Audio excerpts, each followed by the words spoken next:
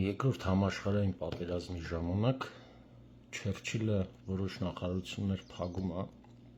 որ գումարը գնա ռազմական բյուջետ։ Մշակույթի նախարարը գալիս ասում է, բա մեր ինչ չես փակում։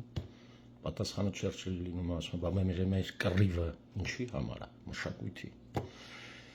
Այսօր մեր փակագծերի մեջ մշակույթի նախարարությունը արգելում է մեկը ինձ երգել,